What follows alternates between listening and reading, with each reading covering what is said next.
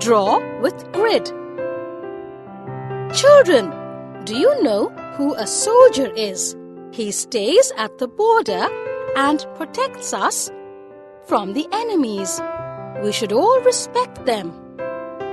Let's draw the picture of a soldier with the help of the given grid.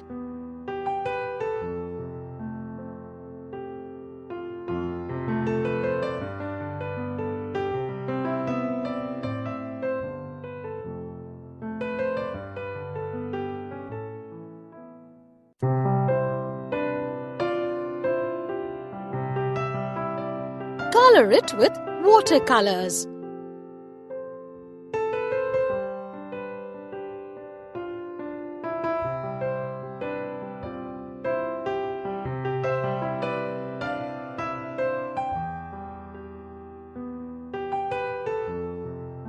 Your soldier is ready.